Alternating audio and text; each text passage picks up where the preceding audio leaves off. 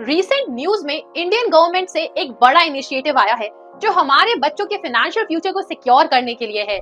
National pension system NPS Vatsalya pension scheme for children एक ground breaking programme है जो बच्चों को एक सेफ्टी नेट देता है ताकि जब वो अडल्टहुड में एंटर करें तो उनके पास एक सिक्योर फाइनेंशियल फाउंडेशन हो। एनपीएस वत्सल्य पेंशन स्कीम को गवर्नमेंट ऑफ इंडिया ने इंट्रोड्यूस किया है और ये पेरेंट्स के लिए डिजाइन किया गया है ताकि उनके बच्चों के अडल्टहुड में उनके पास फाइनेंशियल कुशन हो। ये स्कीम उन बच्चों को पेंशन देने पर फोकस करती है जिनके पेरेंट्स नहीं रहे या जो फाइनेंशियल हार्डशिप्स का सामना कर रहे हैं।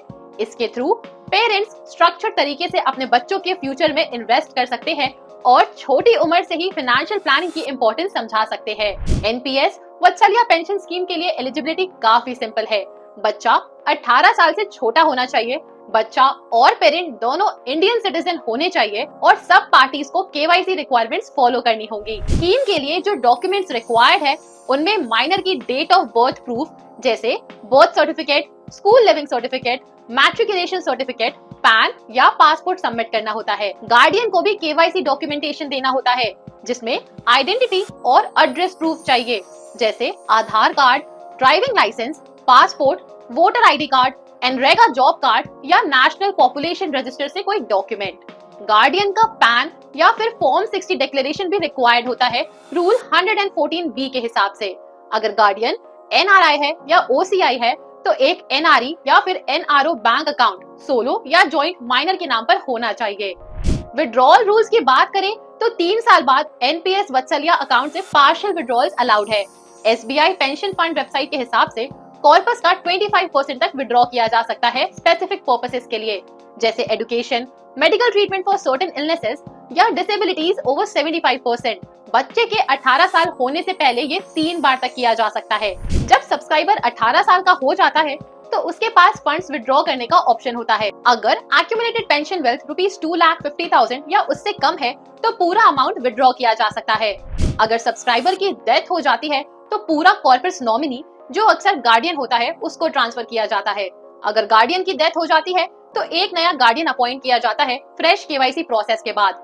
अगर दोनों पेरेंट्स की डेथ हो जाती है तो लीगल गार्डियन अकाउंट मैनेज करेगा जब तक बच्चा 18 साल का नहीं हो जाता और कोई फर्दर कंट्रीब्यूशन रिक्वायर्ड नहीं होता। एनपीएस वत्सल्य स्कीम के तहत पेरेंट्स कम से कम ₹1000 महीने का इन्वेस्ट कर सकते हैं और कोई अपर लिमिट नहीं है।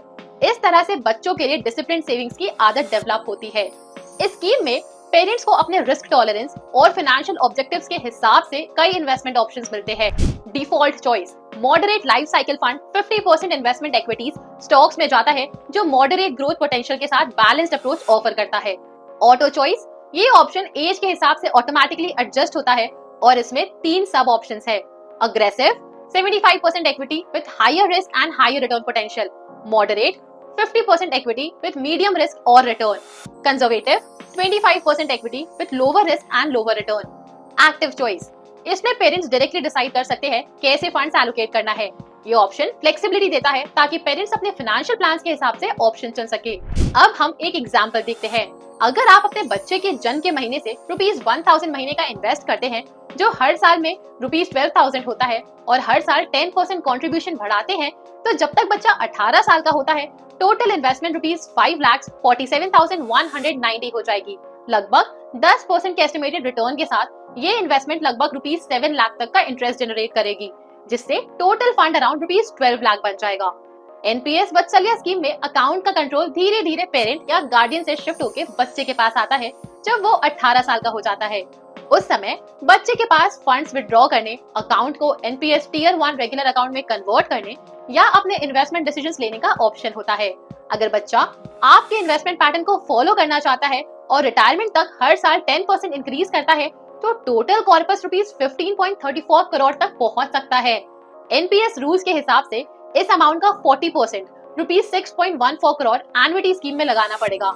अगर एन्युटी 6% एनुअल रिटर्न जनरेट करती है तो मंथली पेंशन लगभग ₹3.06 लाख बनेगी। एनपीएस वत्सल्य अकाउंट को pension fund regulatory and development authority PFRDA के रजिस्टर्ड पॉइंट्स ऑफ प्रेजेंस से खोला जा सकता है। ये POPs major banks, India post और पेंशन फंड्स होते हैं और अकाउंट सेटअप ऑनलाइन और इन पर्सन दोनों तरीके से हो सकता है। जो लोग ऑनलाइन ऑप्शन चाहते हैं उनके लिए एनपीएस ट्रस्ट का ईएनपीएस प्लेटफॉर्म एक कन्वीनियंट और सेफ तरीका ऑफर करता है अकाउंट क्रिएट और मैनेज करने के लिए। पीएफआरडीए वेबसाइट पर रजिस्टर्ड पीओपीएस की कंप्लीट लिस्ट अवेलेबल होती है। अगर आपको यह वीडियो हेल्पफुल लगी हो तो लाइक और शेयर करना ना भूले और हमारे अगले वीडियो के लिए ट्यून रहे जिसमें हम एनपीएस वत्सल्या को दूसरे पॉपुलर इन्वेस्टमेंट स्कीम्स के साथ कंपेयर करेंगे। रिटर्न्स, फ्लेक्सिबिलिटी और लॉन्ग टर्म बेनिफिट्स के डिफरेंसेस समझना जरूरी है ताकि आप अपनी फैमिली के फाइनेंशियल गोल्स के लिए बेस्ट प्लान चूज कर सके।